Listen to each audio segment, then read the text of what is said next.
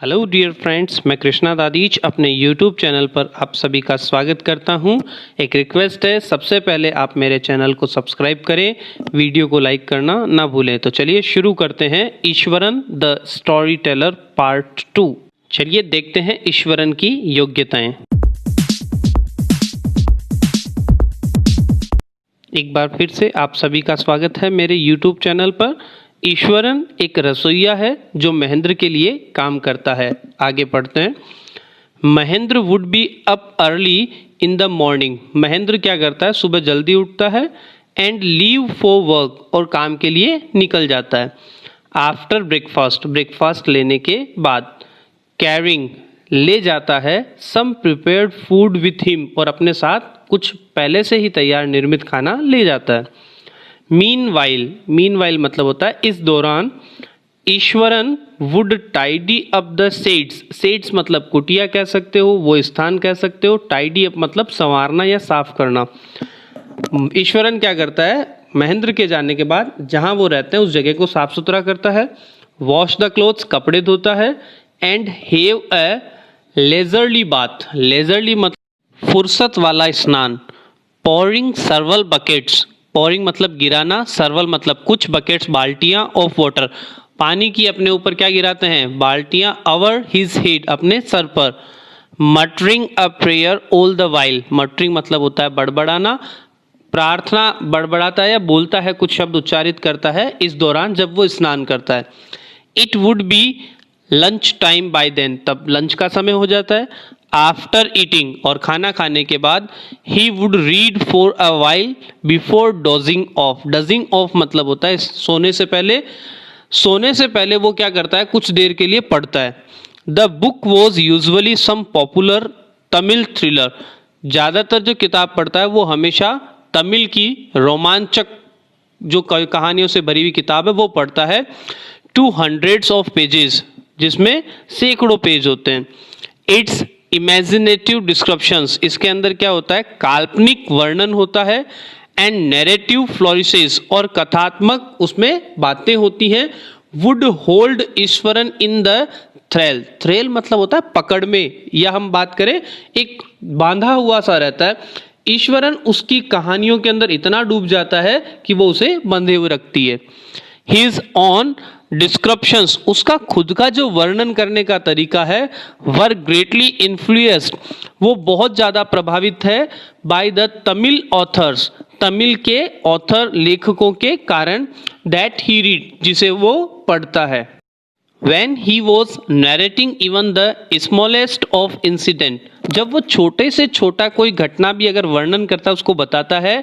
He would try to work in suspense and a surprise, वह suspense और surprise से भरकर उस चीज को बताने का प्रयास करता है। एंडिंग इनटू द अकाउंट, और वह उसके अंदर अपनी पूरी ताकत लगाकर उसमें रोमांच डालने का प्रयास करता है। फॉर एग्जाम्पल, एग्जाम्पल के तौर पर, इंस्टेड ऑफ सेइंग दैट, ये कहने की बजाय, क्या कहने की बजाय, he had come across N uprooted tree on the highway, मतलब जब वो आ रहा था तो रास्ते में हाईवे पर एक गिरा हुआ पेड़ नजर आया। अपरूटेड मतलब जो जड़ से निकल गया हो। ही वुड से, पता है वो क्या कहेगा, इसको सीधा सीधा कहने की जगह वो कहता है विथ आईब्रो सुटेबली आर्च्ड, अपनी बोहें जो हैं उन्हें सलवट डालते हुए। एंड हैंड्स, और जो हाथ हैं, held out in A dramatic gestures, एक नाटकीय रूप देते हुए अपने हाथों को इस तरह से बनाते हुए बात को कहना प्रारंभ करता है। द रोड वॉज डेजर्टेड, सड़क सुनसान थी। And I was all alone, और मैं केवल अकेला था। सडनली, अचानक। आई स्पॉटेड, मेरी नजर पड़ी। समथिंग, किसी चीज पर। दैट लुक्ड लाइक, जो दिखाई देता था, प्रतीत होता था। एन एनब्रस, एक विशाल। बसी बियस्ट, विशाल भयानक जानवर। लाइंग स्प्राउल्ड अक्रॉस द रोड, जो कि सड़क पर पूरी तरह से फैलकर पसरा पड़ा था। आई वॉज हाफ इंक्लिंग्ड, इंक्लिंग्ड मतलब इरादा करना, आधा इरादा इसने कर लिया। टू टर्न, कि मुड़ जाए। एंड गो बैक, चला जाए।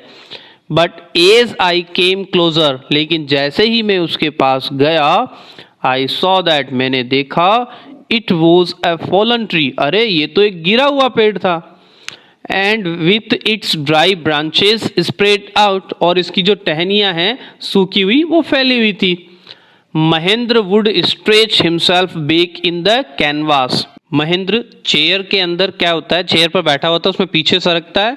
And listen to Iswaran's tales, tales मतलब कहानी, अनक्रिटिकली मतलब बिना आलोचना किए, ईश्वरन की कहानी को बड़े ध्यानपूर्वक बिना आलोचना किए हुए रोमांच के साथ महेंद्र भी सुनता है, क्योंकि ईश्वरन के कहने का तरीका जबरदस्त था।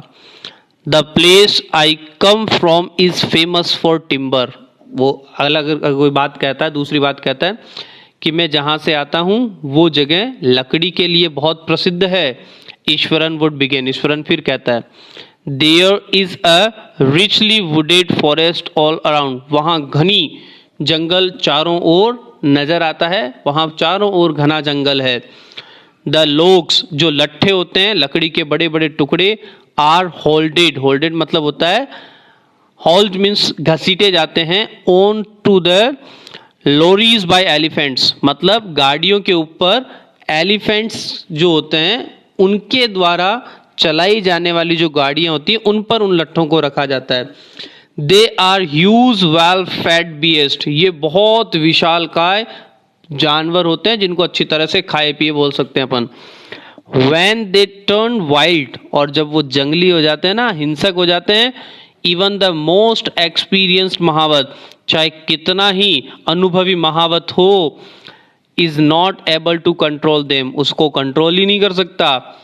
आफ्टर द प्रोल्ग्यू, प्रोल्ग्यू मतलब होता है इस प्रस्तावना, इस प्रस्तावना के बाद ईश्वरन वुड लॉन्च, फिर ईश्वरन प्रारंभ करता है इनटू एन इलोबरेट, इलोबरेट मतलब विस्तार पूर्वक, एंसडॉट्स मतलब कहानी, इन्वॉल्विंग एन एलिफेंट, जिसमें किसको शामिल करता है, हाथी को।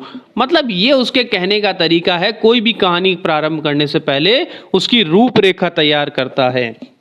तो कैसा लगा हमारा आज का ये वीडियो, लाइक कमेंट शेयर के जरिए बताएं। Thank you for watching my video को ज़्यादा से ज़्यादा शेयर करें, चैनल को सब्सक्राइब करें। नेक्स्ट अगले वीडियो में देखेंगे।